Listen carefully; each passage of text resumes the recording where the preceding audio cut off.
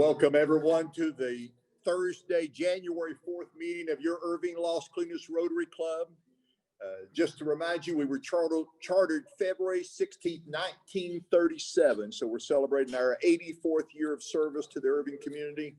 Those of you in the room, if you'll stand with me, we're going to have our invocation by the Reverend Bill Labar.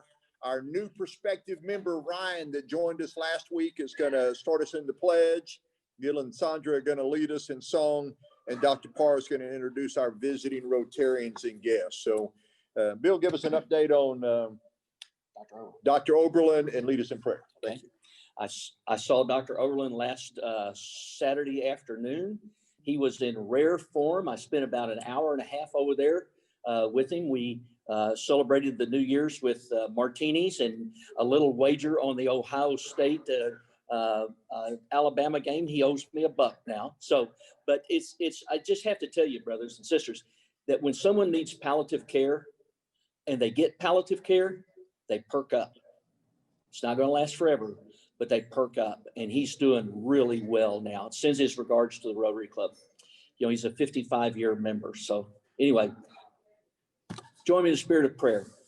Eternal God, we give you blessings, give you thanks for the blessings of this day, this beautiful day, for this club and our work together, and for this food that has been prepared for us. We ask your spirit to be upon us, upon our club and its work in our community as we begin to ramp up for the flag program, to bless this food and to take it to the nourishment of our bodies and keep us this day in your peace. In the name of the Christ, amen.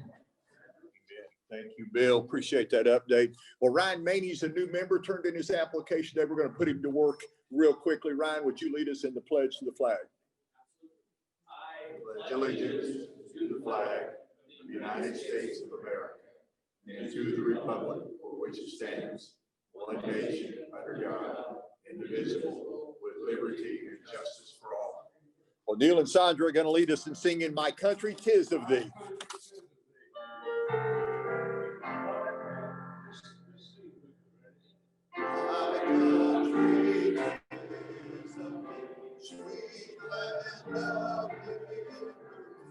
Of thee I sing, and where my fathers dwell, and the from every mountain sound, let freedom ring. Well done.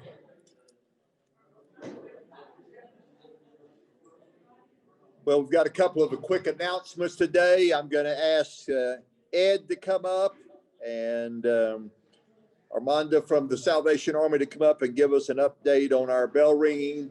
I think Team 1 won. I'm not 100% certain, but we'll wait for that announcement. Ed, y'all come on up.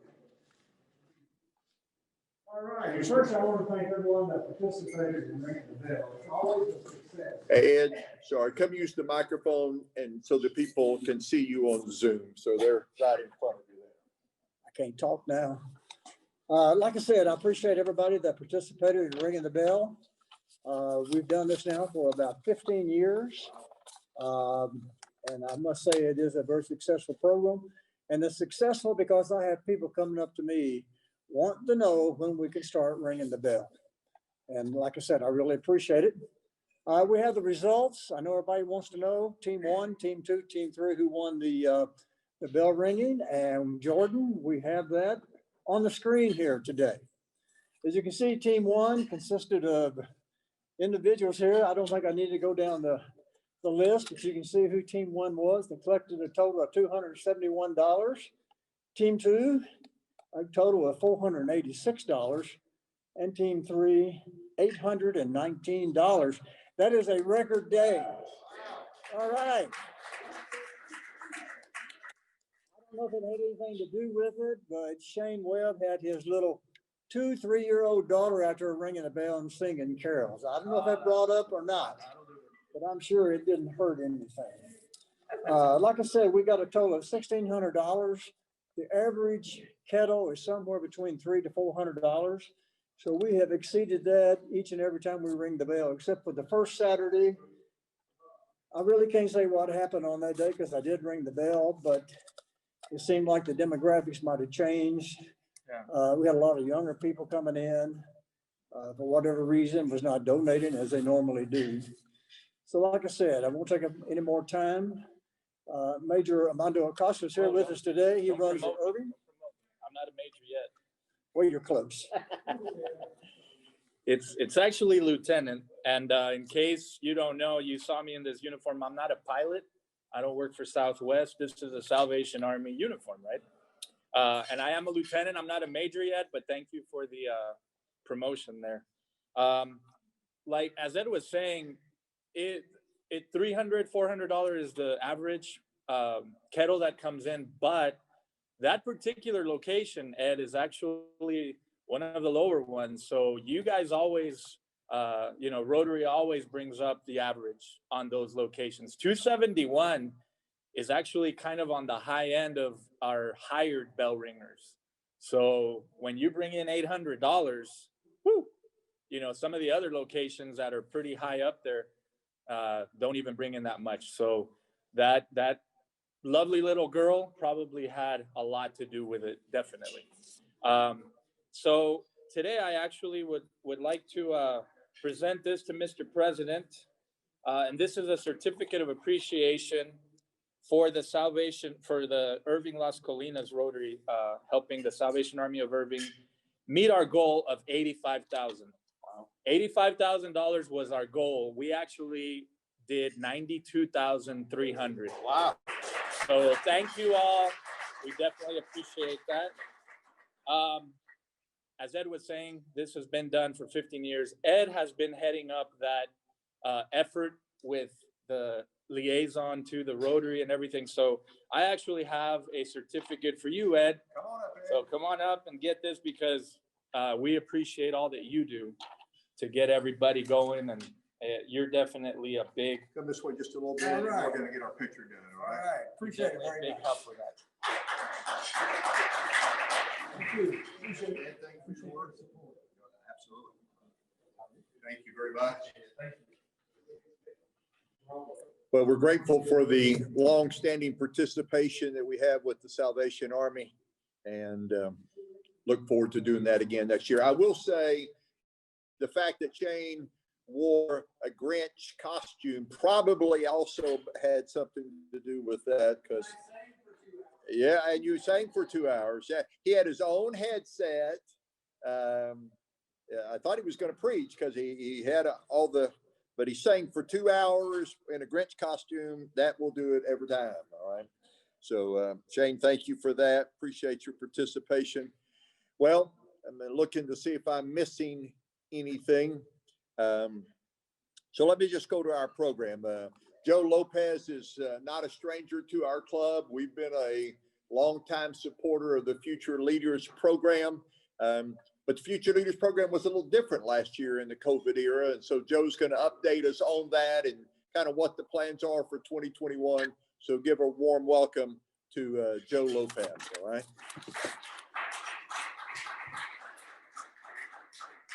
Thank you, sir. Thank you.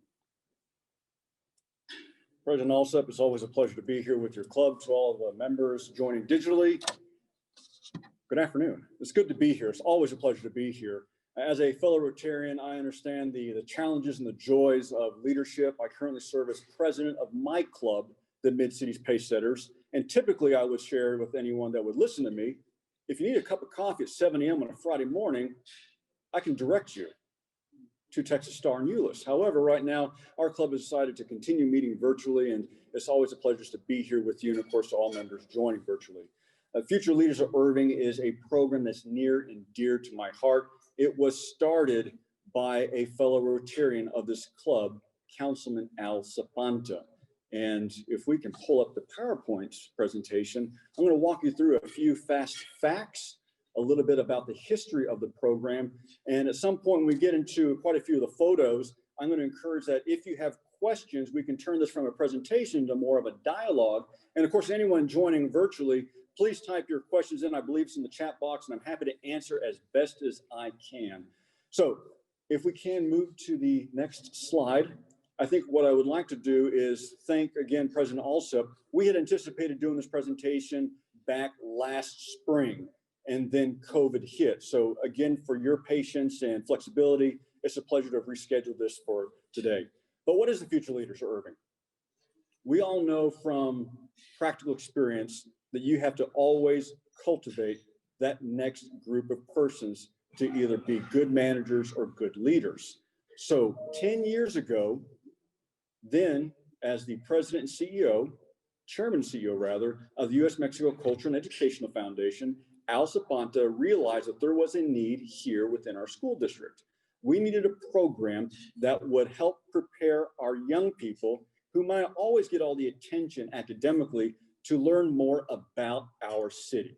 And with a collaboration with other community partners, particularly strong partnership with the Irving Independent School District, the Future Leaders of Irving was born. And as you can see, this is the program as it's structured then, it remains the same today. We work with students who are members of the senior class here in Irving. We ask that all participants, when they sign up to be a part of this program, that they have to, of course, live in our city.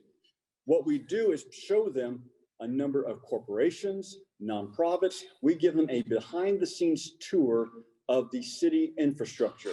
They get to visit with our city manager, our mayor, to have these conversations that are not always available to us as adults, but also for even students. So it's an incredible experience. And it's an incredible privilege for them just to be part of this.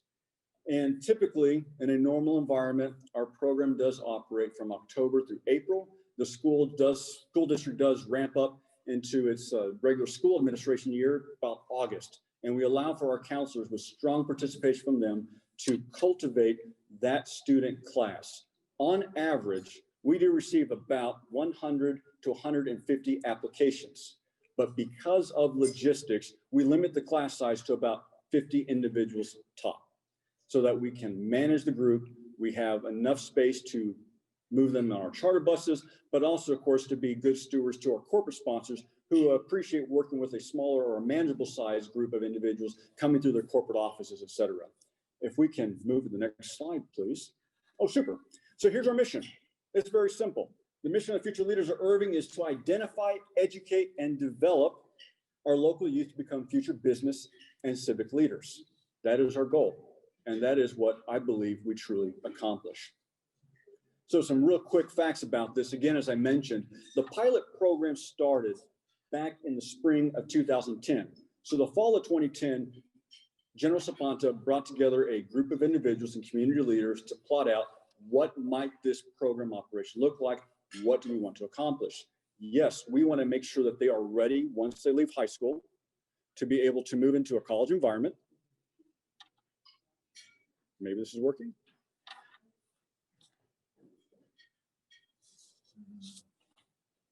It stopped, but there's usually two mics here, so we'll go to this one, right? That's right.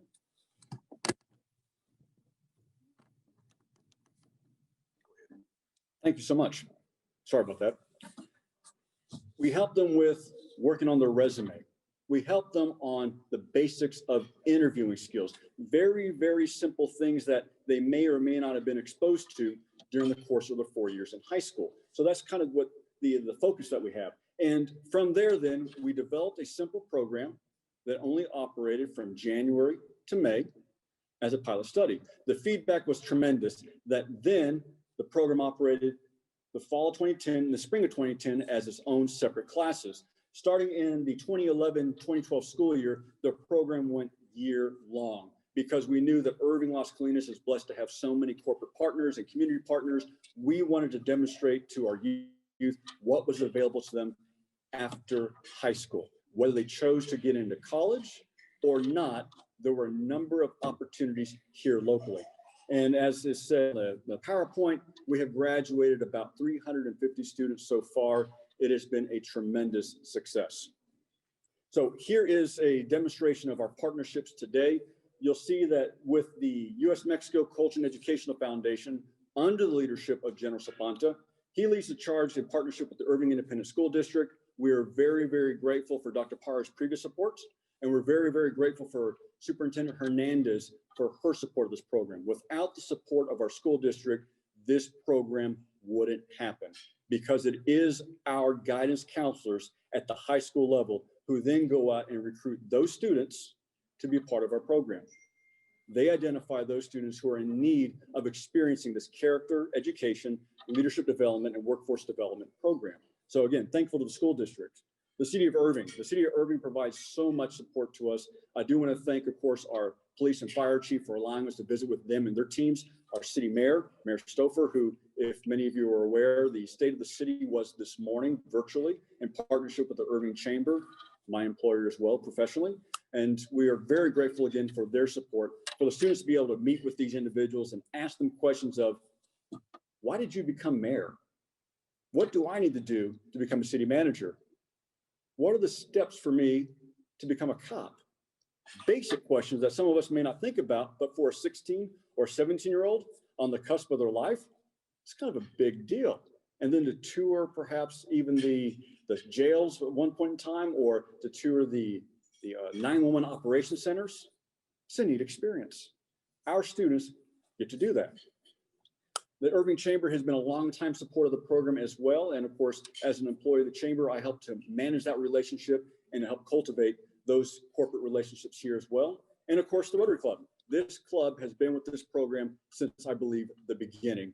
And as we go through the PowerPoint deck and you see the slides of these students engaged in our community, you too may feel a sense of pride for what you have done and what you've invested in over the years. These are our current program sponsors who financially, of course, help support the program. Vistra Energy, we are very grateful to them. Vistra Energy sponsors our charter buses. And last year, we had the great pleasure, of course, of visiting them again as our last program before we went into lockdown in March. Brad Watson, their Senior Director of Community Engagement, as we pulled up the front doors, he looked at me and asked, of course, if you know Brad Watson, a former TV personality here at DFW, has a very deep voice, and I probably would not do it justice if I tried to mimic it, but he asked point blank, Joe, are those my buses? I said, yes, Brad, those are your buses. He said, very good, thank you. So without their support, we wouldn't be able to take our students from point A to point B on a monthly basis. So thank you to Vistra Energy TXU. Of course, the Irving Chamber and Rotary, again, we're very, very appreciative of your financial support to make this program happen. I'm going to call upon Lazara real quick just to stand up. And if you don't mind, at least highlighting your shirt, some of where your funds go. Each student in our program receives a polo. And for those who are watching virtually, don't worry, you'll see the polo in the upcoming photos. But we try to make this as professional and as streamlined of a leadership experience as possible. So our students receive personalized name tags. They receive personalized polo shirts. They receive, of course, the charter buses and the meals. This club helps to afford the basics of our program operation. So thank you. Thank you very much for your support. These are the rest of our program partners who throughout the last 10 years, we've done tours with, and some of those kind of scale in and out as per availability. There's a very broad cross-section of Irving, Las Colinas. Some of our partners, there's not enough room to put them all in there, but you may recognize some of those logos.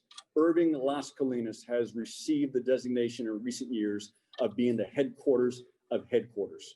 We boast more Fortune 500 companies than any other city in Texas.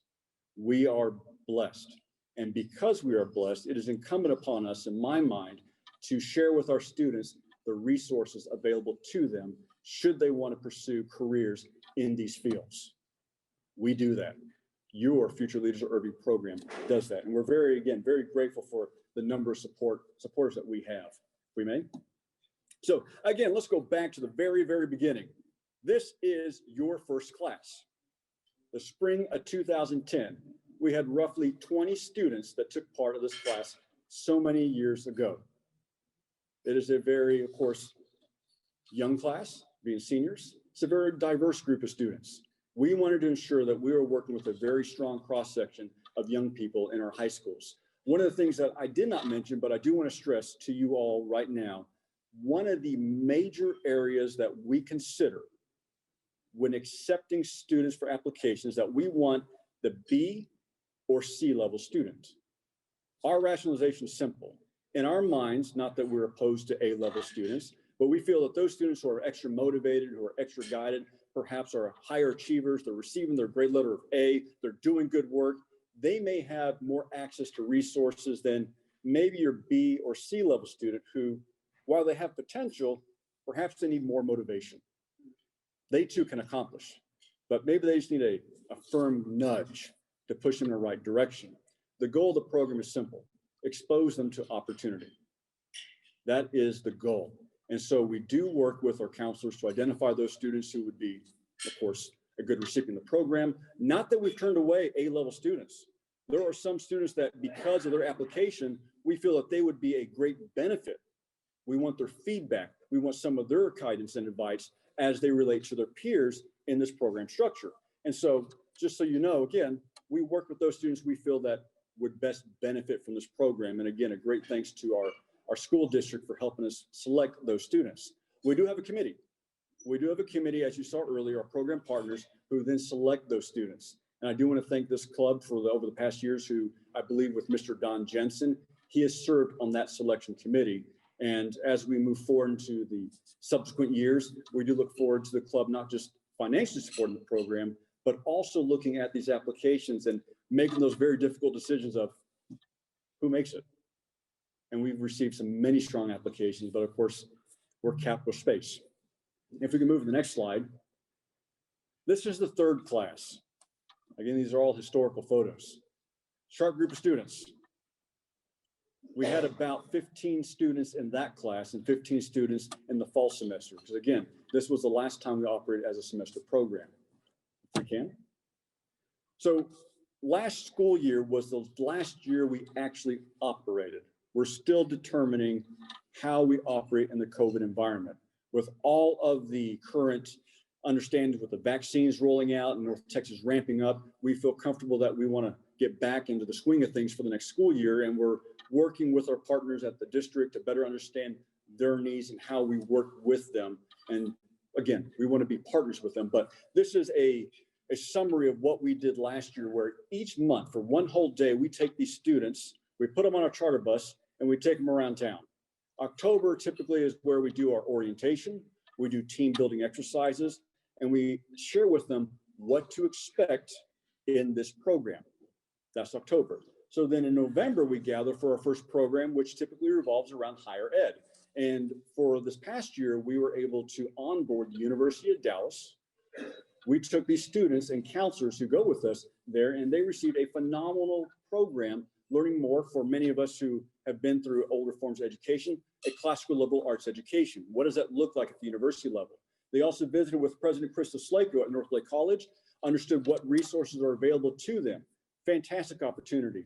On that day, Superintendent Hernandez joined us, and they received a double presentation from the president of the college and, of course, from the superintendent. It was a phenomenal discussion.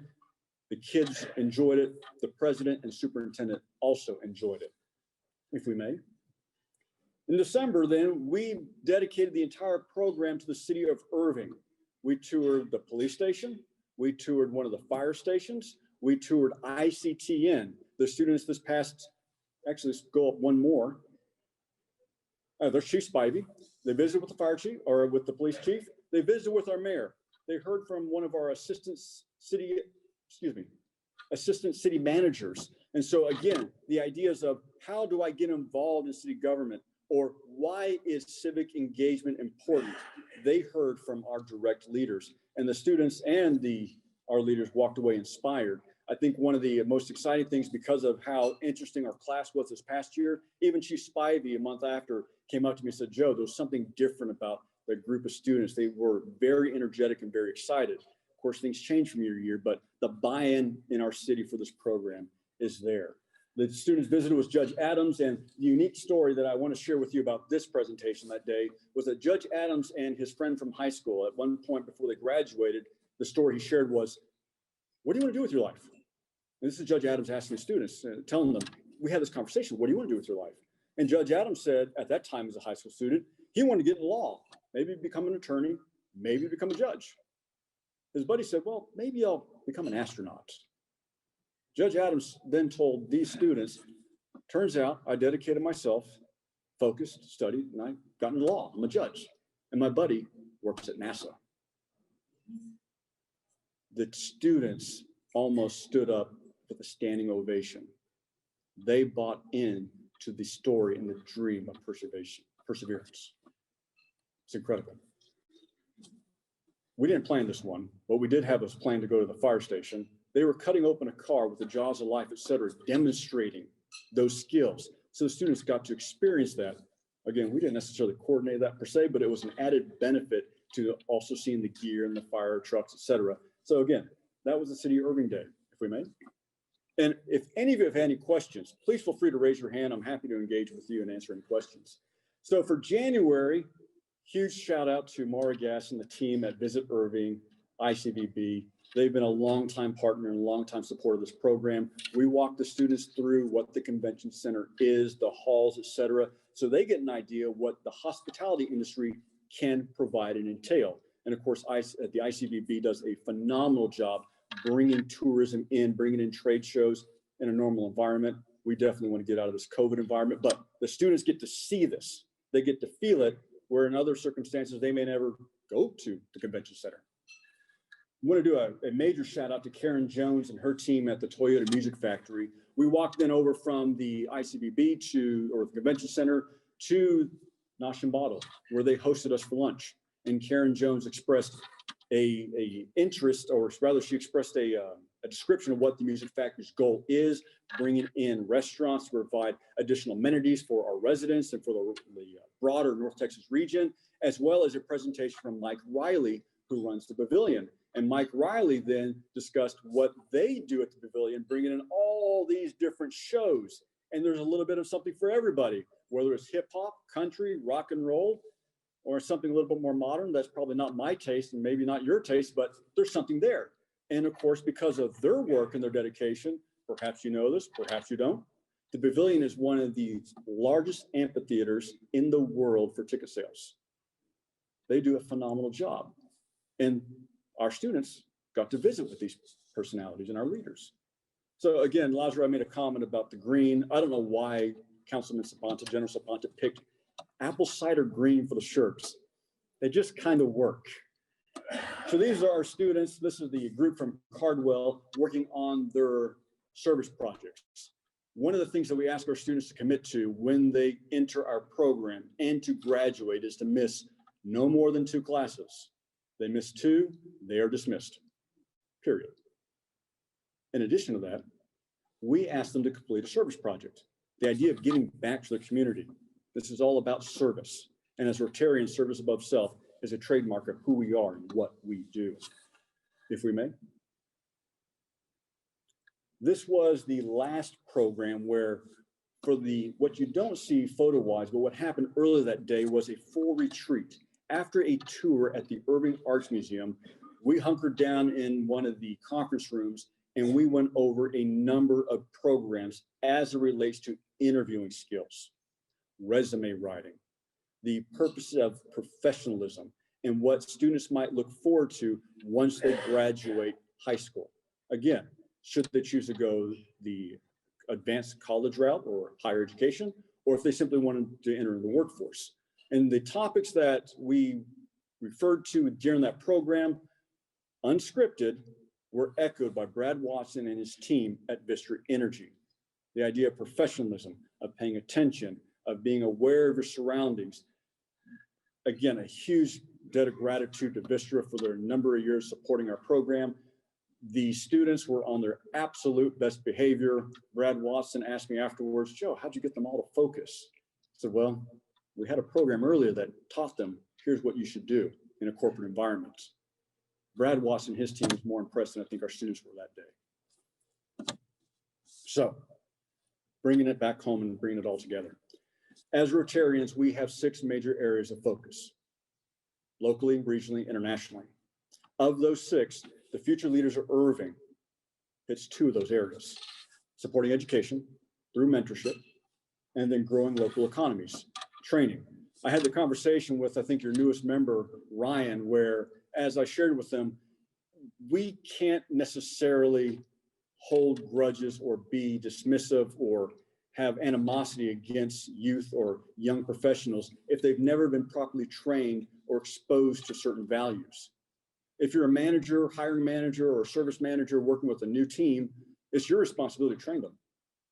It's your responsibility to demonstrate the certain values that you possess. And through this program, we do that. We take them out of their comfort zone within a safe environment. We surround them by professionals that they otherwise wouldn't necessarily ever meet or have a conversation with. And we demonstrate to them, you too could be here. You too could be in McKesson, walking through the marble lobby. And it opens their eyes about their potential. It's incredible. Jordan, if we may.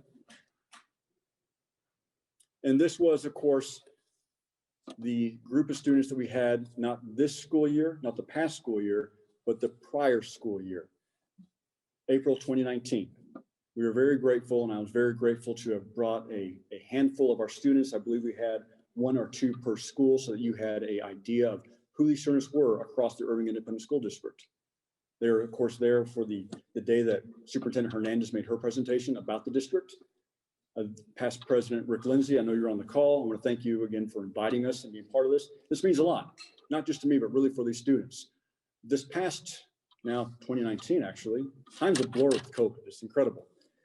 But Joe Chapa and I, my vice president at the Irving Chamber and at the U.S.-Mexico Chamber of Commerce, we were at Fair Park for EarthX.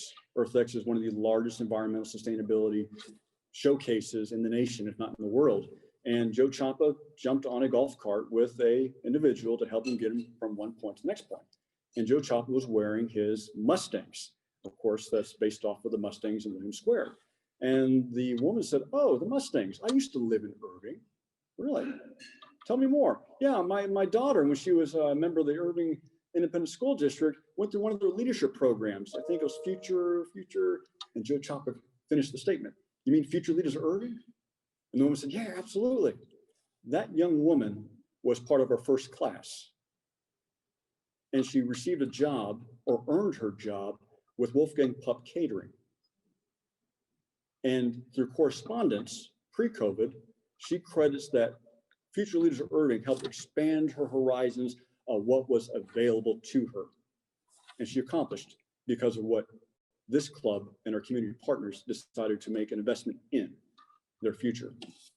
And I think, by and large, that concludes my PowerPoint presentation, but I'm happy to answer any questions that any of you have about our program, whether going forward or looking back.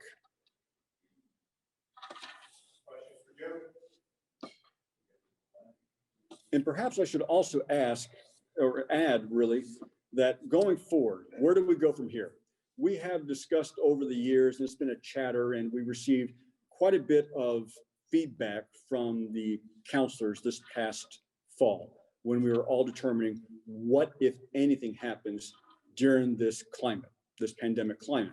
We've discussed adding a program for juniors. So right now the program is exclusive to seniors in high school as they look forward to their future. And we are in the preliminary stages of discussions on what would a junior level program look like. We know that from time to time, some of our students are in transition from one school district to another school district. So we don't want to hold back the opportunity for someone their senior year to be involved, but we are discussing that as an area of growth for our program. The second area of growth for our program is that now that we have, of course, the relationship with the University of Dallas, the University of Dallas has reached out to us asking for the potential to leverage their students to serve as mentors for ours. So now direct relationships from a college level program to our high schools. That is currently underway in terms of conversations. And the third point is, and for future growth, is that we know that we have graduated over 350 students. We will launch the alumni program in the coming year so that we provide these students a network that they can rely upon and leverage for their future and continued growth. Any questions? President, thank you. No?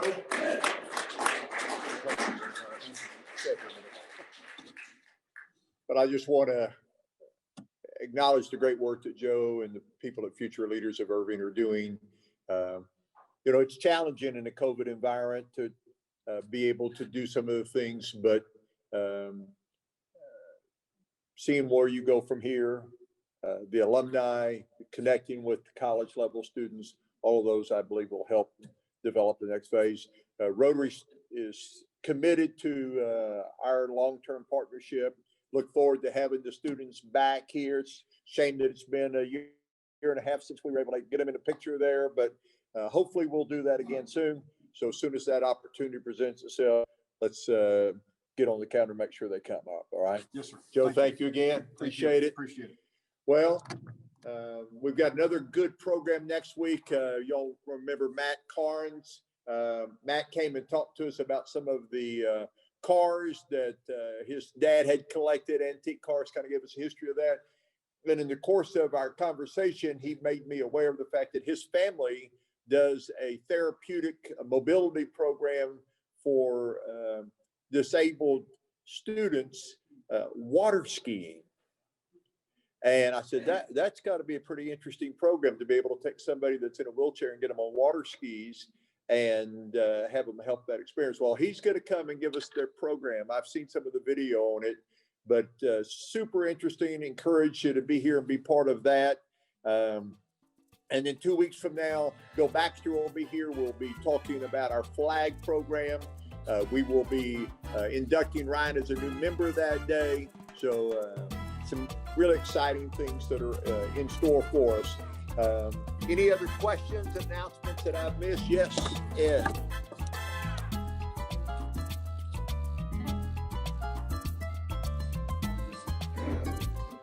I'm just going to point out Shane Webb and his daughter. If you get it up on the screen.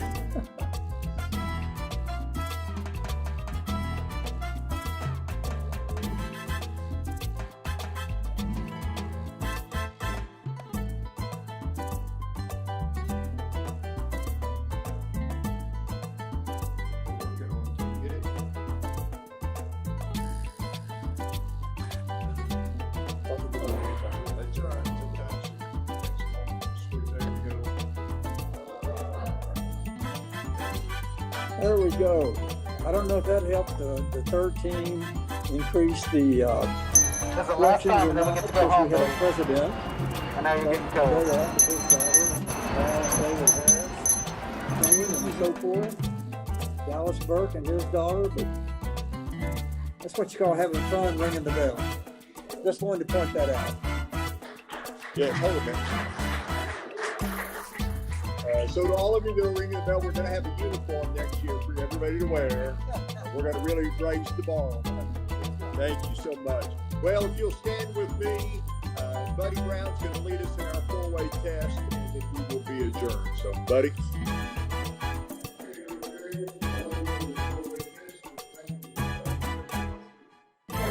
Is it the truth? Is it fair to all concerned? Will it build goodwill and better friendships? Will it be beneficial to all concerned? Thank you for being here. Bill Labar, thanks for the update on Dr. Oberlin. Everybody have a great weekend. We will see you next week. We're adjourned.